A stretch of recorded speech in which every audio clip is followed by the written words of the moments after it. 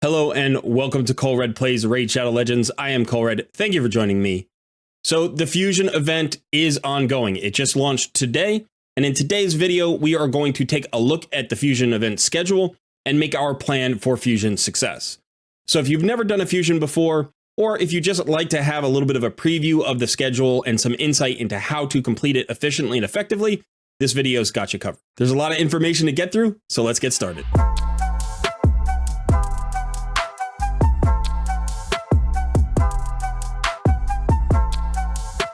Just a quick reminder, please hit the like button for this video. Don't forget to subscribe to the channel and consider joining our Discord community. All right, so here is our Fusion event calendar. And as you can see, it is a hybrid Fusion event. What that means is we'll have to collect fragments like a fragment event, but those will go for the epic here. And we'll have to collect 4 copies of that epic to then fuse into Blizaar the Howler. So it's a little bit of a fragment event, a little bit of a fusion event. That's why we call it a hybrid event. Now there's some benefits and drawbacks to this format, and we'll talk about that as we go through the calendar. Over here to my left, you can see that there are 450 total fragments available. You're going to need 400 of those fragments in order to get your 4 copies of Bovos Sharphorn, the epic. Now the additional 50 fragments are listed here on the hero's path, but in reality, it doesn't matter where the 50 come from. You just want to think of it as you need 400 fragments. So potentially you can get those 50. You may not get those 50. You may get 25 from the hero's path. We don't know. And this is a new event. They don't normally do a hero's path. In fact, I don't think they've ever done a hero's path as part of a fusion before. So we don't know what this is going to look like. The good news is we should know what everything else looks like, and that's going to help us to make our plan. So a quick glance at the overall calendar shows us a very standard event. It is a little bit of a long calendar. It's actually 18 days, although events will only be on 16 of those 18 days. So it is a long event, but that might make it a little bit easier to complete because of the holiday season. So obviously right here, we've got the holiday. It's going to be Christmas there. And then we've got other holidays during the month of December.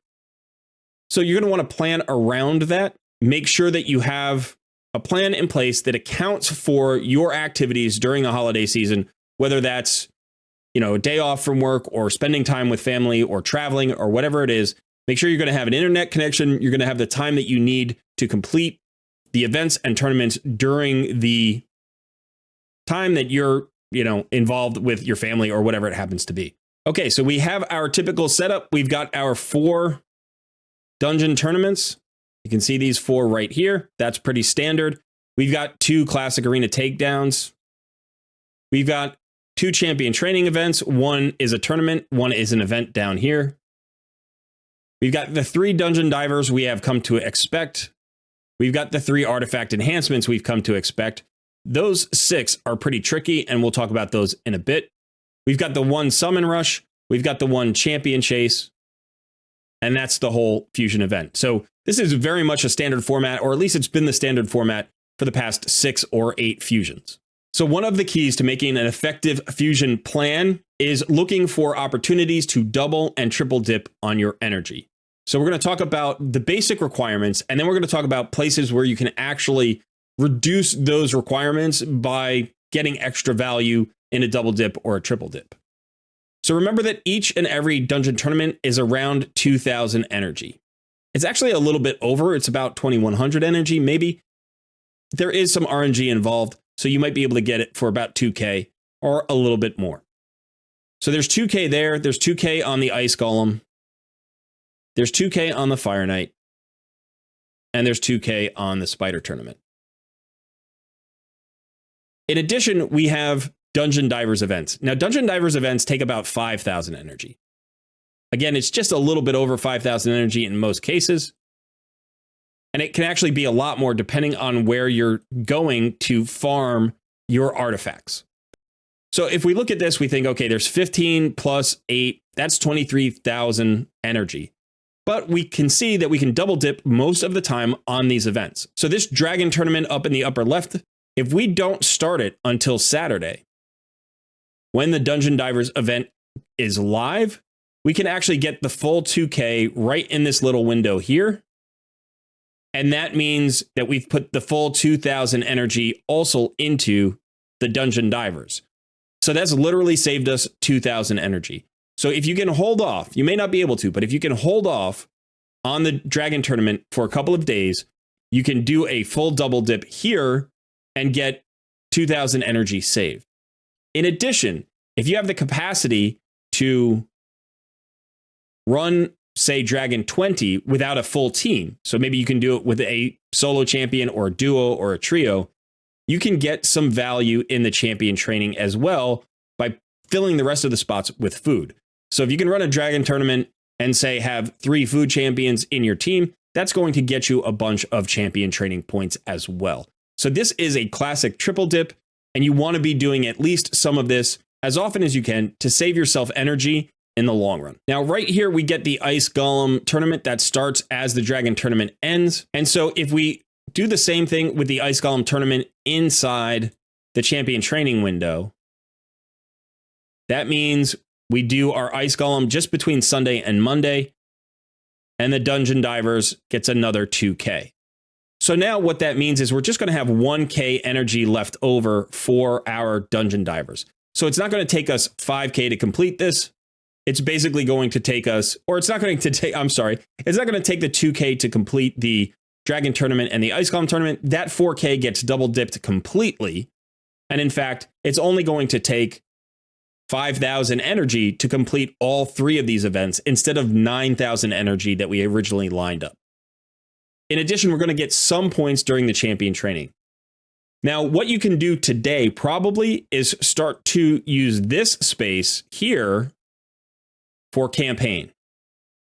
Start setting up your food champions over this time. You're going to want to be burning your energy that you're naturally recharging anyway.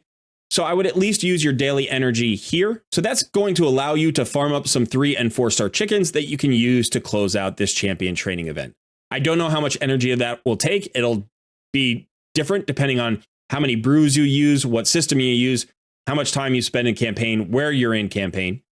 But you might want to consider another, say, 3,000 energy here. It may not be that much, but it's better safe than sorry. Now, you'll notice we can do the same with the Dungeon Divers event too. So if we start our Fire Night right here and complete it right here, we get that entire tournament into the Dungeon Divers event. That's going to be 2K here. But that leaves us only a very small window on the other side. Now, what we can do is we can use the entire Spider tournament energy allotment right in this window, and that's going to give us another 2K, which means we're only going to need to use 1 more 1,000 energy to complete that Dungeon Divers event. So that's probably what I would do. Now, I know that the Spider does overlap this Dungeon Divers event here, but we're not going to save the Spider energy for that unless we don't have it, unless we have to wait for it to recharge, and then we can. But the reason we don't want to use the Spider tournament energy here on this last Dungeon Divers event is because we're going to hope that maybe we don't have to do this Dungeon Divers event at all. So let's just erase that. And the reason is the hero's path. On this day, on Monday, December 25th, unfortunately, which is Christmas, we're going to find out what the hero's path looks like. And it may be that getting 25 fragments out of this hero's path is going to be easier and more efficient than going after the Dungeon Divers event. Now, it may not be. Let's say the hero's path gives us points for acquiring artifacts. That would be the same as Dungeon Divers. In that case, we would want to double dip with the Dungeon Divers. However, there's also a chance that it gives us points for leveling up artifacts, in which case we'll want to go ahead and double dip with the artifact enhancement. So depending on which one is giving us points, maybe both, this hero's path may actually double dip with the Dungeon Divers, or it may double dip with the artifact enhancement. We're hoping to skip one of these two. Now, let's look at the artifact enhancement events. Each of these takes about 20 million silver. So if you have a lot of silver, then these are relatively easy events to do. And if you don't have a lot of silver, they're very difficult to do. You will get several million silver from each of the tournaments, but that won't be enough silver to cover the artifact enhancement events by themselves.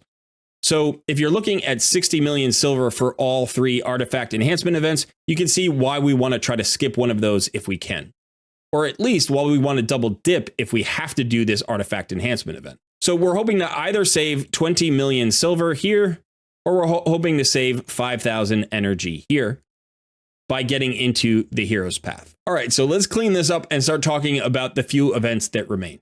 Now, the Classic Arena takedowns, I'm not going to worry about. Those are pretty much automatic as long as you are doing your daily allotment of arena battles. That should take care of itself. So the two events that remain are the Summon Rush here and the Champion Chase Tournament here. Now, there are a couple of things to think about. One is that the Summon Rush is nice and early in the Fusion event. What that means is if you are pulling shards here, you may actually get a Bovos Sharphorn. If you do, that's going to make life a lot easier. If you don't, this is going to be a kind of difficult fusion. I don't think this is going to be an easy fusion. But since we have that shot at Bovos Sharphorn right in the beginning, that could actually alter our plan significantly, and we could potentially take several events and tournaments off of the list. We may even want to eliminate this Champion Chase Tournament if we want to hold on to some more shards. Now, the Champion Chase Tournament is interesting because this is actually during a 2x Sacred weekend. Typically, what we do is we pull Sacreds for the Summon Rush and we pull Ancients for the Champion Chase. But this time around, that is not the most efficient way to do it. However, we may not have an option. Summon Rush is going to be probably somewhere around the vicinity of 3,150 points. You get 500 points for pulling a Sacred Shard. You only get 20 points for pulling an Ancient Shard. So in order to pull enough Ancient Shards here, you're looking at about 150 Ancient Shards. Now, if you have that number of Ancient Shards, that may be the best option. Go ahead and pull your 150. You can do the rest with Mystery Shards, or you could even do a large chunk of Mystery Shards. If you have 1,000 Mystery Shards that you can pull, you can lower this number of Ancient Shards considerably. Now, the 2x Sacred is nice for the Champion Chase Tournament because you're getting double value on your Sacreds.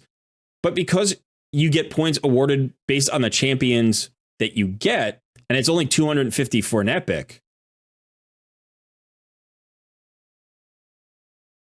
you may need to land 12 or 14 Epics in order to get the points you need to get the fragments here.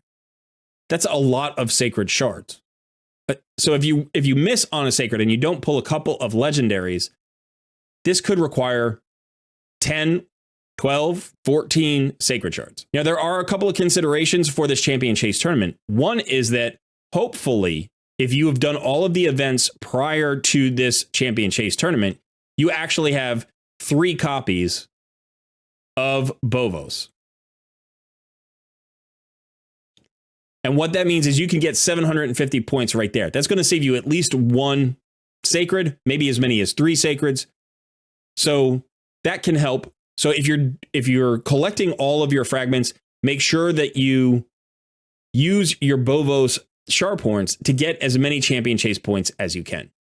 In addition, if you have any saved up champions for, let's say, previous fragment events, maybe champions from Doom Tower, or if you know that you are going to get a login champion during this window from the 22nd to the 25th, you can also reduce the point requirements basically based on those free champions. You're going to get points for those champions as well. Now, if you decide to go the other way and do sort of the normal setup where you're doing Sacreds for the Summon Rush, you're probably going to need 5 or 6 Sacreds here, plus a number of Mystery Shards, or maybe, a 10 pull of Ancient Shards, depending on what shards you have. You can also use Primal Shards during this window. This is not a bad time to pull Primal Shards. And that means over here, you are going to need a number of Ancient Shards. Because it's not a 2x weekend, you're probably going to need in the vicinity of probably at least 100, maybe to 150 Ancient Shards. So what that means is if you do it this way, you know exactly what to expect. And it's probably going to save you a few Sacred Shards. But you won't get the benefit of the extra 2x chance on Sacred Shards during that Champion Chase Tournament. So what I would suggest is if you have a number of champions saved up that could get you Champion Chase Tournament points, I would save my sacreds for that and go ahead and pull the ancients and maybe the primals during the summon rush.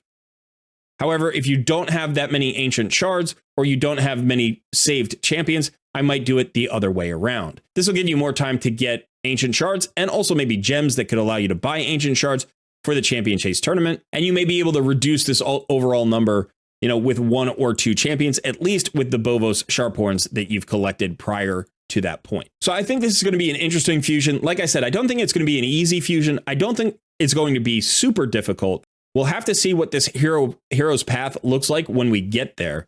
But we won't know until Christmas Day, which is a long time to wait.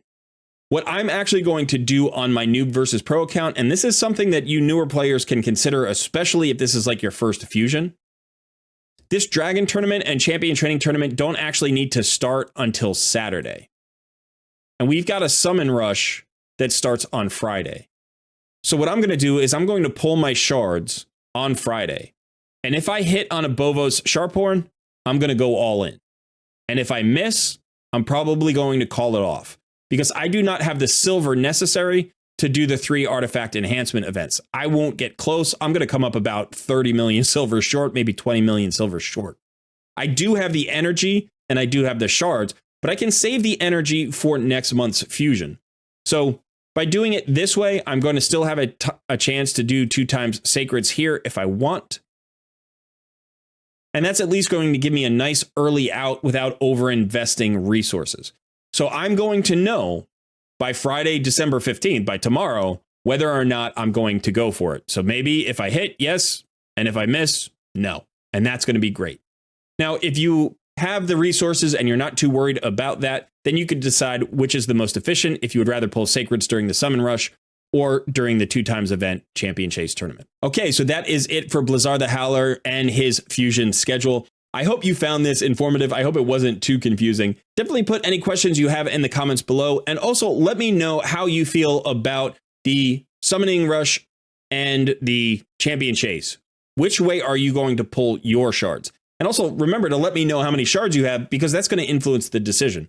But maybe together we could kind of decide which way is the most efficient. All right, thanks so much for hanging out. I've been Colred, and I will see you in another video soon.